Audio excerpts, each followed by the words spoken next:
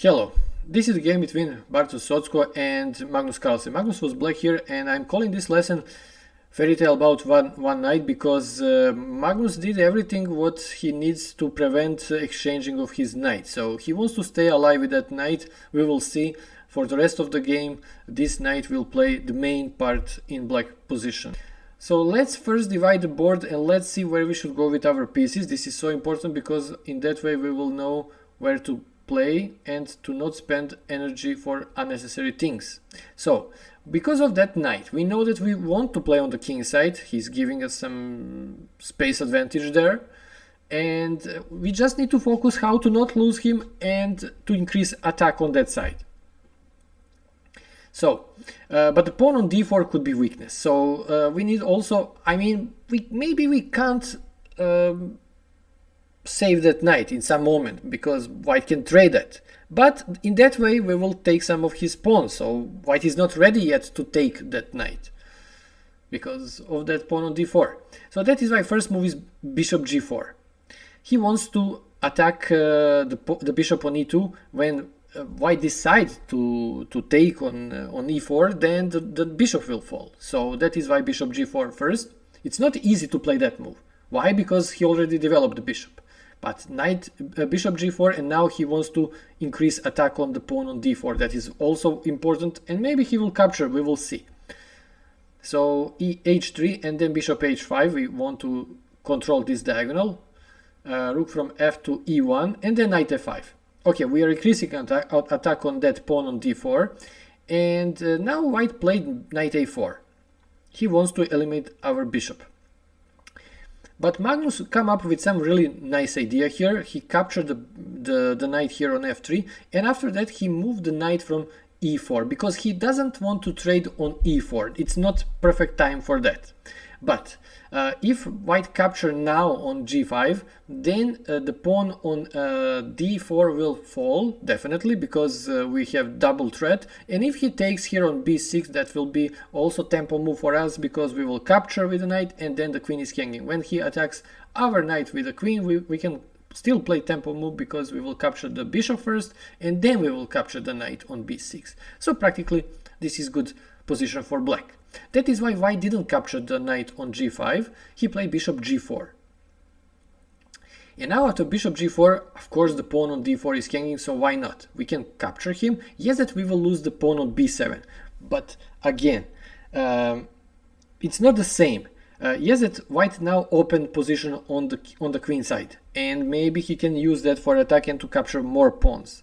But we have great bishop on d4. He's attacking the king side, and then we played knight e4. Idea is to attack that pawn, and we return our knight on the best place. So I told you that he will play the main role in this game.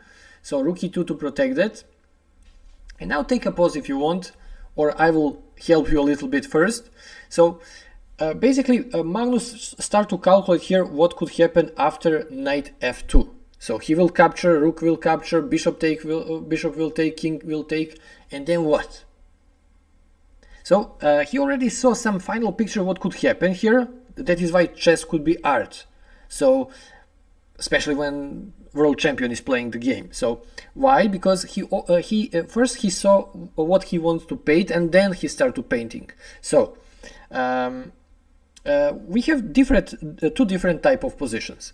When I show you the game with Bobby Fischer against Spassky, then Fischer completely moved his pieces on one side, and he can do that. Why? Because the center was closed.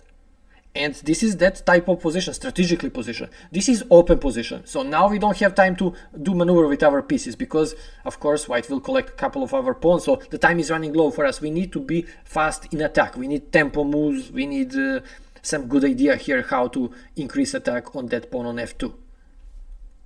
So let's see what we can do here.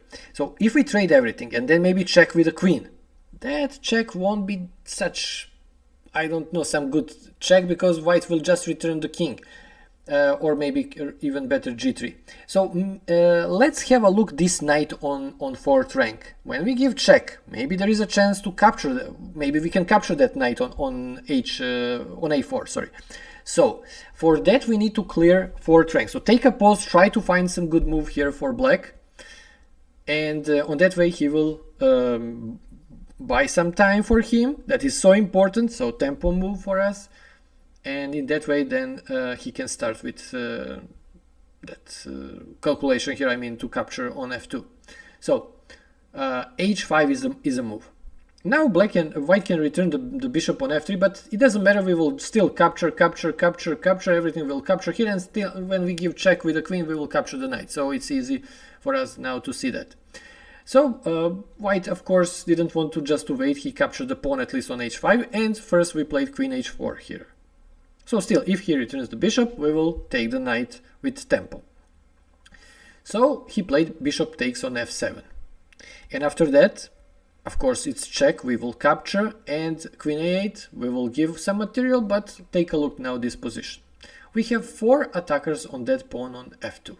Once when we capture him, we will open the king. So, of course, that would be deadly attack on the king. So white try with some defending move here to protect that pawn, but this is just 3rd defender piece. We have more, so let's continue with our idea. So rook takes on f2, rook takes on f2, bishop takes, check, and after king f1, one more move is important, and that is queen f4. After queen f4, the game is over because we are threatening knight g3 checkmate, or if he try with something like g4 to open the king, still we can give checkmate, because after queen f3 we have still knight g3 checkmate. So what a nice game from black.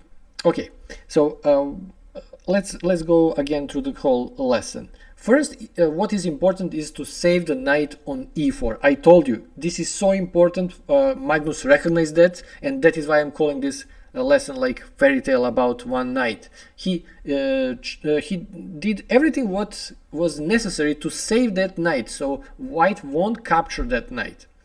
And the last moment was that he will give checkmate with that knight. So what a nice feel from Magnus Carlsen that the knight could be so important in this game. Okay, and then let's go to the position where Magnus played h5. One more important thing here is the white queen is completely on different side. Yes, that she took the pawn, but the main action will be on the king side. How we know that? We concentrate our pieces there. Everything is looking on that pawn on f2, and with our queen we will increase attack. So practically white won't be able to defend it, especially because the queen, she is completely on different side. So h5, what a nice and what that was so important move for black to play. Critical moment in the game. Without that move, of course, white will be on time to save his game. But with that, we bought some time, and then the rest of the game it was easy for Magnus to play. I mean, he saw what was final position here, how he will end this game. So rook f7, queen takes, and then we capture here, and as I said, the knight will give checkmate. Okay, thank you if you enjoyed this video. Please subscribe, write me some comment if you like, and see you in the next video. Bye bye.